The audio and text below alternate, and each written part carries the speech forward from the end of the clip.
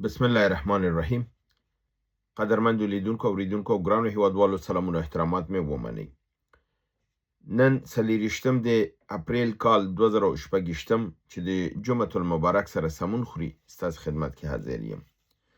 د نن ورځې په برنامه کې د افغانستان پاکستان د کړکېچ نه علاوه نړیوال موضوعات دي، جالب موضوعات دي او د امریکا په خارجه پالیسي کې TTG دي.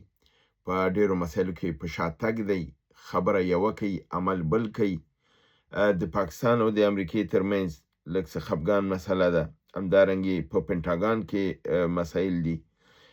د اسرائیل د خوا نه د پاکستان لپاره ګواښ دی، د چین د امریکې ته ګواښ دی، د کوریا شمالي امریکې ته ګواښ دی.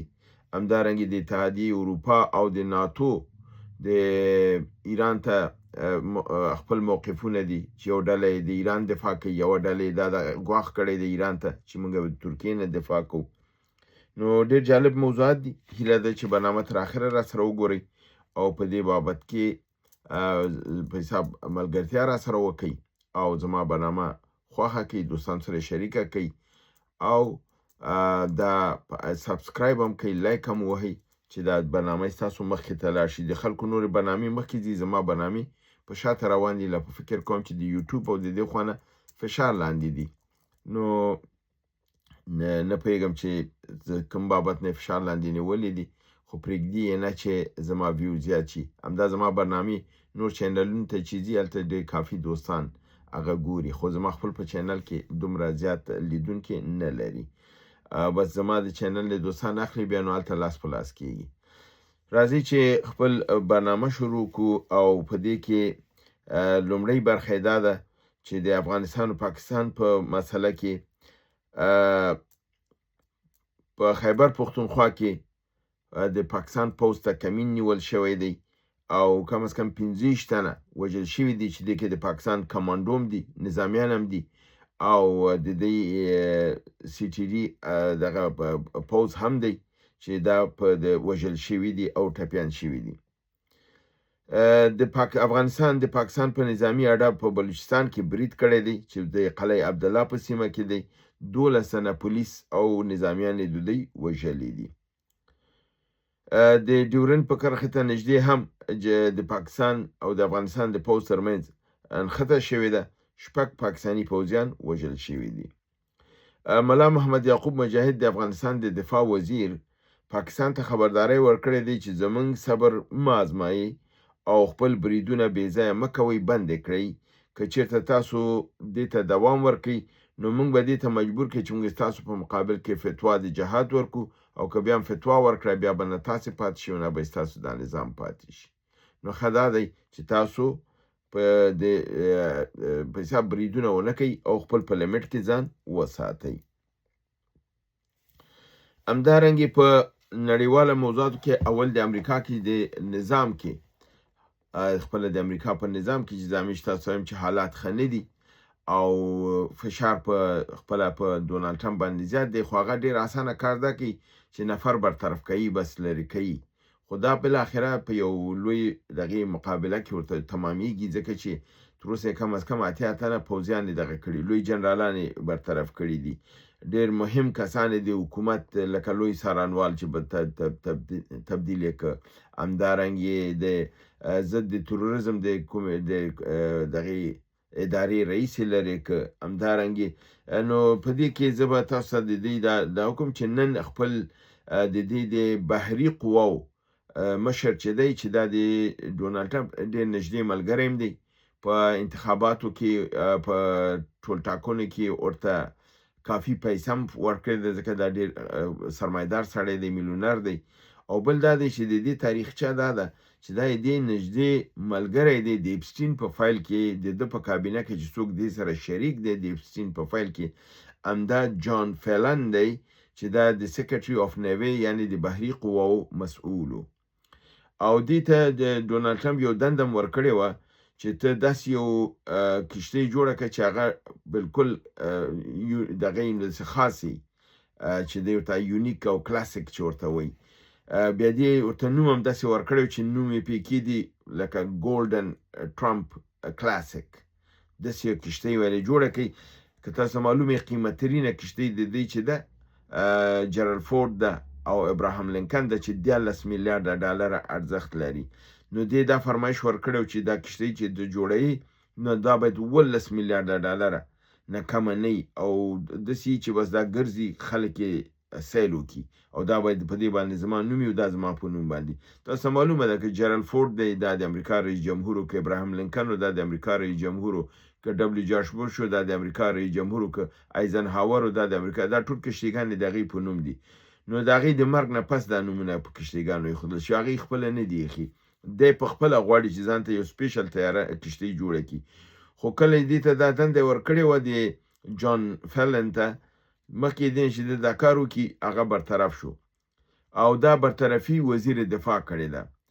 دا چې کله خپله دغې ته ډونالډ ټرمپ ته راغلی دی چې ورته وایي چې دا خو یې ملګری دی چې زه خو یې د دې مقام نه لرې کړم، بیا هغې ورته ویلي چې بس اوس خو یې لرې کړی نو شخړه راځي بس ځان غلی که. نو دا هم لرې شو. اوس ویل کېږي چې خپله د وزیر د دفاع یا د جنگ د وزیر پیټ هګسټ وار دی، ځکه چې ډونالډ ټرمپ ډېر کوشش وکړي چې اروپایان په دې جنگ کې را داخل کړي او دا بار د جنگ د هغې په غاړه واچوي یا عربان داخل کړي. یو څوک پیدا یې نه کړل. اوس ټول وایي چې د دې جنگ د ناکامۍ قرباني به وزیر دفاع وي، ځکه دی اکثرا وایي چې ما ته دا مشوره وزیر دفاع راکړې وه چې ته برید وکړه. نو دا خو اوس ناکام شو، نو کېدی چې بل قرباني دا اوسي. همدارنګې تاسو ته خو موږ راپور درکړی چې رینډي جارج د چیف اف آرمی سټاف یعنی د نظامی قواو مشر برطرف کړی و. میجر جنرال ویلیام ګرین دویم لوی قومندان د دې نظامي و، هغه هم برطرف کړی دی. جنرال ډیوډ هارلی دی هم برطرف کړی دی. د هغه مشهور غټ جنرالانو چې په دغې تېرو 40 ورځو کې دی برطرف کړي دي. جان کینټ چیف اف د انټي ټرور ډپارټمنټ د ضد د تروریزم د یا د ترهګرۍ د شعبې رئیس چې هغې خپله استعفا ورکړله او دم استعفا ومنله او د لرې شو. پام بانډې لویه څارنواله وه، د ډونالډ ټرمپ نږدې ملګرې وه، خپله یې لرې کړله، دی برطرفه کړله. تولسي ګیلبرټ د دې د ټول اطلاعات عمومي یعنی د ټول استخباراتو 14 ادارې د دې عمومي رئیسه وه، هغه برطرفه کړله. په دې رقم ته د ده په نظام کې لګیا دي ډېر کسان یې لرې کړل او دا په خپله ښیي چې دننه نظام کې د دغې جنګ په مقابل کې نظریات کافي منفي دي او دی چون په خپله د اپسټین په فایل کې بند پاتې دی نو دا ځان نشي خلاصولی او دا په دې مصیبت کې بند راغلی دی، بند پاتې دی. په عین حال کې د دې پالیسي په متعلق فارین پالیسي مجله چې د امریکا چې د امریکا د خارجه پالیسي د هغې د کړنو او په دې باندې لیکنې کوي. هغې لیکلي چې د امریکا خارجه پالیسي چې ده اوس فعلا سلیقه‌یي ده، یعنی د شخصي خوښو په اساس ده، نه د قواعدو اصولو او د اسلوبو په اساس باندې. دا د رئیس جمهور د خوښولو لپاره د هغې په شاوخوا چې دا کسان ناست دي دوی خپل کړنې لارې تعینوي مګر په اساس د قوانینو یې نه تعینوي او دا وایي چې دا باید په اساس د پوهې مسلک او دغه باید بالکل د کارپوهانو په سطح باندې وسی، یعنی د ټینګ ټانکرانو هغه کم اتاق چې دی ورته وایي یا کمره ورته وایي د هغې په فکر سره دا باید د پینټاګان مشوره په دلته واخیستل شي، د بهرنیو چارو وزارت مشوره واخیستل شي او د استخباراتو ته دغه وشي. نو د تنګې هرمز یا د ایران په مقابل کې دا کار شوی دی. دا وایي چې دا د کارپوهانو نظر ته احترام نه دی شوی بلکې د هغې د نظر په خلاف دی تللی دي او ځکه خو نن چې دا کم مشکلات سره دی مخکې دا ورته ویل شوي وو چې دغه جنګ مه کو او ډونالډ ټرمپ خپل کسان برطرف کړل او د جنګ ته لاړه او نن خپله په دې مصیبت کې دی چې لاره د حل نه لري او نورو باندې فشار راوړي. بله مسله دا ده چې د اروپا د اتحادیې مشرانو بالخصوص هغه یوه د دوی ښځینه مشره وه چې تېره میاشت دوی برطرفه کړله، هغه نن په اروپا کې د دې غونډه وه، هلته یې خبرې کړي دي او دوی ویلي چې ایران سره باید د ډیپلوماسۍ او د خبرو د لارې نه مخې لاړ شو ځکه ایرانیان اهل د خبرو دي او ډیپلوماتان دي. نو هغې سره باید د زور او د غلط لارې نه مسله نه حل کېږي، مشکلات زموږ زیاتوي دی ویلي چې خپل اروپا باید خپل روش ته د ایران په مقابل کې تغییر ورکړي او دی باید د ایران سره د هغې په حساب ډیپلوماسۍ باندې وغږیږي، نه د جنګ او د زور د لارې نه. همدارنګې بی بی سی خبر ورکوي چې پاکستان هم د ډونالد ټرمپ نه او د هغې د رویې نه نالانه دي او ناخوښه دي، ځکه چې دوی وایي چې ټرمپ دوی ته وعده ورکړې وه چې د تنګی هرمز محاصره به ختموي، د ایران کشتۍ به خوشي کوي او دوی به ایران به مذاکراتو ته راځي، او دوی په ډېر خوشحالۍ سره دا پیغام سید عباس عراقچي ته رسولی او هغې ته دا ویلي چې بالکل تنګه د هرمز به ازادیږي، محاصره به یې د منځه ځي، کشتۍ به در خوشي کوي او تاسو به ایران ته، ځکه پاکستان په دې باندې ډاډه و چې ایران راځي.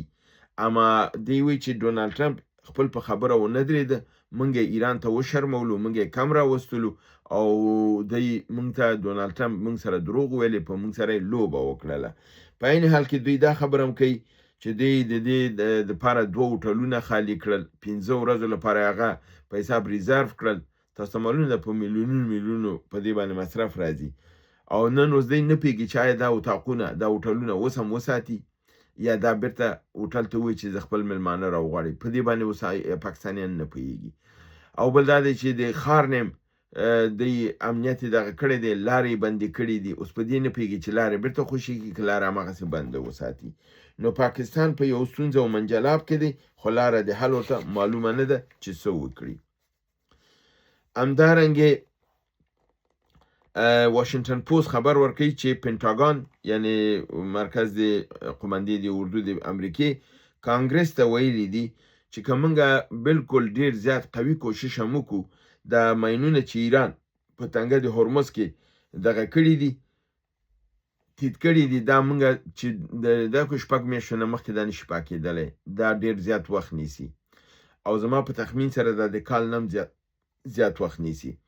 نیویارک ټایمز هم دا خبر ورکړی دی چې د ایران خپل ماینونه چې تیت کړي دي دا بیرته نشي پیدا کولی، ځکه چې دوی سره د نقشه نشته. دا خبر ما تاسو ته پرون په خپل برنامه کې درکړی و، نن نیویارک ټایمز دا کړی، نو یو ځلې مې د خپل د خبر د تایید لپاره یو ځلې بیا دلته راوړه او تاسو ته مې ریفرنس درکړ. همدارنګې امریکا د ولسمشر ډونالد ټرمپ کله چې زلنسکي ورته پیشنهاد کړی و چې د دفاع هوا دپاره یا د ډرون د وهلو لپاره دوی چې کوم سیستمونه لري، دی حاضر دی چې امریکا ته هغه ورکړي چې د ایران د ډرونونو مخه ونیول شي او عربي ممالکو ته ورکړي. په هغه وخت کې ډونالد ټرمپ ورته ویلي و چې زه ستا د وسایلو ته ضرورت نه لرم، زه خپله هر څه کافي لرم. اما اوس یې د دوی سره قرارداد وکړ، د دوی نه دا د ډرون د دفاع لپاره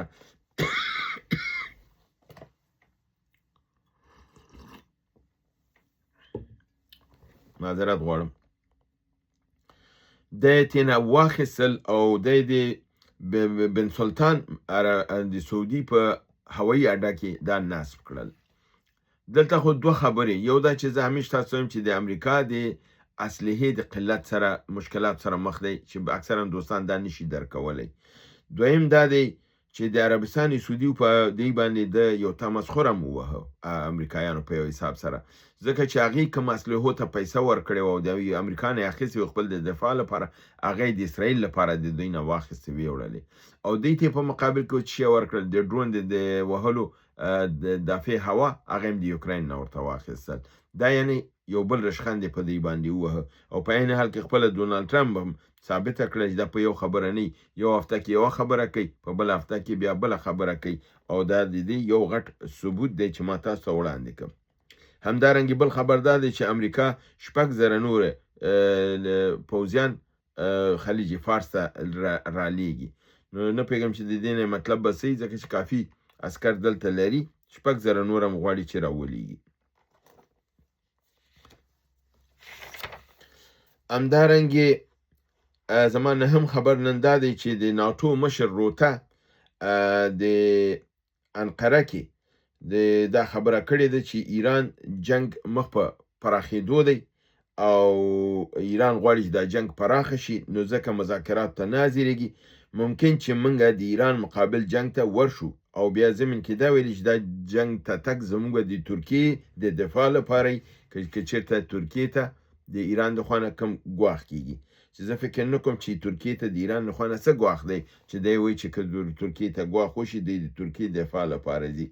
بله خبره دا ده چې روته چې دا خبره کوي، روته خو خپله یو شی دی نه صلاحیت نه لري، نه عسکر لري، نه صلاحیت لري.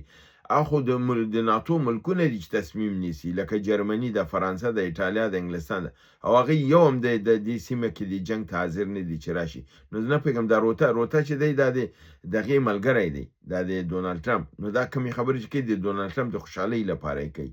او بله خبره دا ده که چېرته سیمه کې دلته جنگ کیږي، خو جنگ خو د ترکیې او د اسرائیل کیږي، آیا په هغه صورت کې روته ویلی شي چې ناتو به د ایران د ترکیې مقابل کې دفاع لپاره لاړ شي د اسرائیل په مقابل کې؟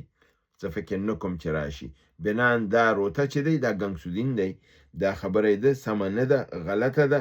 او هماغه خبره چې هغه ښځینه آزاد پارلمان د اروپا کړې ده چې باید موږ د ایران سره او د سیمه کې د ترکیې او دوی سره په حساب ډیپلوماسۍ نه مخکې لاړ شو، د جنگ لاره درسته نه ده. زه فکر کوم هغه منطقي او درسته خبر ده او ناتو په هماغه ځي، نه د روته په خبرو باندې. روته د ډونالډ ټرمپ د خوشحالۍ لپاره دا خبرې کوي. بل خبر دا دی چې کیم جونګ یون د کوریا شمالي مشر ویلی دی که چېرته هره کښتۍ یا کشتۍ د امریکا یا د اسرائیل د هرمز په تنګه ورننوتله نو دوی به په هغې باندې اتومي برید وکړي او اسرائیل باندې او په هغې کشتۍ باندې او هغه به له منځه یوسي. همدارنګې جي شیپینګ هم ویلی دی چې امریکا ته خبرداری ورکړی دی چې تنګه هرمز چې ده دا د ایران حصه ده، د هغې پورې مربوطه ده او د هیڅ قدرت دا د ایران نه اخیستلی نشي او موږ د ایران تر څنګ ولاړ یو او د دې حق نه به ورته دفاع کوو. یعنې دا بالکل دی مخامخ امریکې ته دا پیغام ورکړی دی. بل خبر دا دی چې په لبنان او د اسرائیلو ترمنځ چې په امریکې کې ناستې وشلې او ویل چې یو تړون به امضا کیږي، اوربند به کیږي او اسرائیل به په حساب نور بریدونه نه کوي. خو اسرائیل زمین کې دا ویلي چې کوم سیمې نیولې دي هغه به نه پرېږدي، د هغه د کوم لیتانیا سینه پورې چې کوم ساحه یې نوې سرحد یې ځان ته کړی دا به نه پرېږدي. نو اوس لبنان دا ویلي دي چې موږ تر هغه پورې دا تړون نه امضا کوو چې د اسرائیل ټولې قواوې کامله توګه باندې لبنان نه ونه وځي. کومه ورځ چې دوی مکمل ووتل په هغه ورځ باندې به دا اوربند ورسره موږ امضا کړو او دا کوو. یعنې دغه د امریکا دا کړنې هم د ناکامۍ خواته روانې دي. همدارنګې ایران په رسمي توګه باندې دا اعلان وکړ چې د دوی اولین دغه سکیورټي ټکس کوم پیسې چې دوی په تنګه د هرمز کې تعینې کړې وي هغه یې ترلاسه کړي دي او اولینې پیسې د حساب بانکي ته راغلي. یعنې دا کار په قانوني او رسمي شکل باندې دوی په تنګه هرمز کې شروع کړ او په پارلمان کې قانون یې مرتپاس کړ چې قانون مادي ما پرون تاسو ته ویلې مې وی چې کمې کشتیګان راتلی شي کمې نشي راتلی او 100 روپۍ فی بیرل $1 د چارجوي. دا مې پرون برنامه کې تاسو ته ټول ویلو. نو دا د هماغې خبرې په تایید باندې دی. او زما آخري خبر دا دی چې د اسرائیل د یوروشلم عبراني یونیورسټۍ یا د پوهنتون یو استاد دی، پروفیسر دی په نامه د میری مسیری.